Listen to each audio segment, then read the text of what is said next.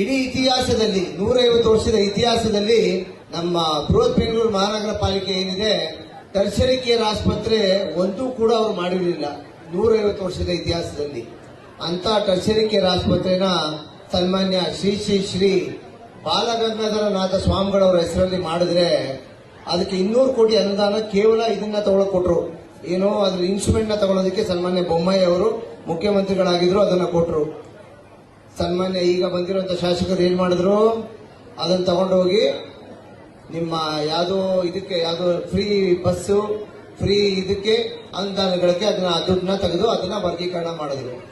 ಆ tertiary care ಆಸ್ಪತ್ರೆ ಇವತ್ತು ಓಪನ್ ಆಗಿದ್ರೆ ಪ್ರಾಯಶಃ ಇಲ್ಲಿಂದ ಹಿಡಿದು ಮಾಗಡಿ ತನಕ ಎಲ್ಲಾ ಜನರಿಗೂ ಅದು ಎಷ್ಟು ಸದುಪಯೋಗ ಆಗ್ತಾ ಇತ್ತು ಅಂತ ತಾವೇ ಊಹಿಸಬಹುದು.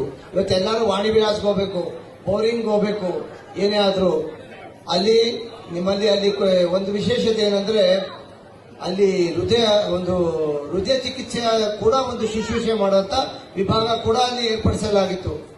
ಅವನ್ನೆಲ್ಲಾನು ಬದಿಗಿಟ್ರು. ಏನ್ ಮಾಡಿದ್ರು, ಸಿಕ್ಕಿದ ಕಡೆ ಫೋಟೋ ಹಾಕೊಂತ ಹೋದ್ರು. ಸರಿಯಪ್ಪ ಹಾಕೊಂಡ್ರಿ, ಖುಷಿ, ನಿಮ್ ಖುಷಿ. ಶಾಸಕರ ಫೋಟೋ ಒಂದ್ ಕಡೆ, ಅವ್ರ ಇಡೀ ವಂಶದ ಫೋಟೋ ಇನ್ನೊಂದ್ ಕಡೆ.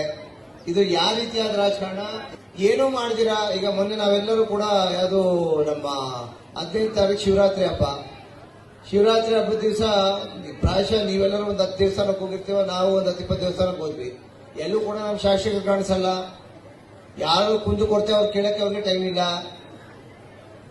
ಈ ತರ ಇದ್ದಾಗ ವ್ಯವಹಾರ ಮಾಡದೆ ನಿಮ್ಮ ವ್ಯವಹಾರಕ್ಕೋಸ್ಕರ ನೀವು ರಾಜಕಾರಣ ಮಾಡ್ತೀರಾ ಅಂದ್ರೆ ಸ್ವಾಮಿ ವ್ಯವಹಾರ ಮಾಡ್ಕೊಂಡು ಆರಾಮಾಗಿರಿ. ಯಾರು ಬೇಡ ಅಂತ ಇದ್ರೆ ಈಗ ಶ್ರೀರಂಗನಾಥ ಸ್ವಾಮಿ ದೇವಸ್ಥಾನದ್ದು ತಮ್ಮೆಲ್ಲರಿಗೂ ಗೊತ್ತೇ ಇದೆ. 290 ಎಕರೆಗಿಂತ ಹೆಚ್ಚಿನ ಒಂದು ಜಾಗವನ್ನು ಅವರು ಅಲ್ಲಿ ವಶ ಮಾಡ್ಕೊಂಡಿದ್ದಾರೆ. ಅದು ತನಿಖೆ ನಡೀತಾ ಇದೆ. ಇವತ್ತಿನ ದಿವಸ ಎಲ್ಲಾದ್ರೂ ಕಟೌಟ್ ಅಲ್ಲಿ ತಾವು ನೋಡಿದಿರಾ, ಅವ್ರದ್ದು ಎಲ್ಲಾದ್ರೂ ಕಾಂಗ್ರೆಸ್ ಪಕ್ಷದ ಒಂದು ಚಿಹ್ನೆ ಇರ್ತದ, ಕಾಂಗ್ರೆಸ್ನ ಮುಖಂಡರ ಚಿಹ್ನೆ ಇರ್ತದ, ರಾಷ್ಟ್ರದ ನಾಯಕರ ಚಿಹ್ನೆ ಇರ್ತದ, ಒಂದು ಫೋಟೋ ಇರ್ತದ? ಯಾರ್ದು ಇರಲ್ಲ. ಕೇವಲ ಅವರು ಅವ್ರ ಮಕ್ಕಳದು. ಇದು ಯಾವ ರೀತಿಯಾದ ಒಂದು ದೌರ್ಜನ್ಯ ಅಂತ ತಾವು ಯೋಚನೆ ಮಾಡಬೇಕಾಗ್ತದೆ. ಇನ್ನು ಮುಂಬರುವ ದಿವಸಗಳಲ್ಲಿ ಇದು ಕಾರ್ಯ ಮಾಡ್ತಾರೆ. ಯಾರು ನಿಮ್ಮ ಮನೆಯ ಮಗನಾಗಿ ಕೆಲಸ ಕಾರ್ಯ ಮಾಡಲಿಕ್ಕೆ ನಿಮ್ಮ ಮನೆ ಬಾಗಿಲಿಗೆ ಬರ್ತಾರೆ ಅಂತವ್ರನ್ನ ತಾವು ಚುನಾಯಿಸಬೇಕಂತ ತಮ್ಮಲ್ಲಿ ನಾನು ಕಳಕಳಿಯಾಗಿ ಪ್ರಾರ್ಥಿಸ್ಕೊತೀನಿ. ಕಳೆದ ಬಾರಿ ಚುನಾವಣೆಯಲ್ಲಿ ಮುಂಬರುವ ದಿವಸಗಳಲ್ಲಿ ಕಡಾಖಂಡಿತವಾಗಿ ಭಾಜಪ ಸರ್ಕಾರ ಬಂದೇ ಬರ್ತದೆ.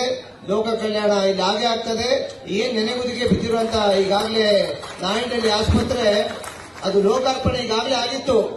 ಸನ್ಮಾನ್ಯ ಅದು ನಮ್ಮ ಸೋಮಣ್ಣವರು ಹಾಗೂ ಪುನೀತ್ ರಾಜ್ಕುಮಾರ್ ಅವರ ಶ್ರೀಮತಿ ಅವರು ಬಂದು ಅದನ್ನು ಲೋಕಾರ್ಪಣೆ ಮಾಡಿದ್ರು. ಅದನ್ನ ಲೋಕಾರ್ಪಣೆ ಆಗಿರುವಂತ ಆಸ್ಪತ್ರೆಗೆ ನೀವು ಬೀಗ ಹಾಕ್ತೀರಾ ಅಂದ್ರೆ ನೀವು ಏನ್ ಕೆಲಸ ಕಾರ್ಯ ಮಾಡ್ತಾ ಇದ್ದೀರಾ? ಇಂಥ ಕಾಮಗಾರಿಗಳನ್ನ ಮಾಡ್ತಾ ಇರೋದು, ಇಂಥ ಕೆಲಸ, ಇಂಥ ಕೃತ್ಯ ಮಾಡ್ತೀರಾ ಅಂತ ಶಾಸಕರು ನಿಮ್ಗೆ ಬೇಕಾದ ತಾವು ಅವಲೋಕನೆ ಮಾಡ್ಕೊಬೇಕು. ವಿಶೇಷವಾಗಿ ನಮ್ಮ ತಾಯಂದಿರು ಅವಲೋಕನೆ ಮಾಡ್ಕೊಬೇಕು ಅನ್ನೋ ಮಾತನ್ನ ಹೇಳ್ತಾ ಮಾತುಗಳನ್ನು ಮುಗಿಸ್ತೀನಿ. ಎಲ್ಲರಿಗೂ ಒಳ್ಳೇದಾಗಲಿ. ಜೈ ಹಿಂದ್, ಜೈ ಕರ್ನಾಟಕ ಮಾತು.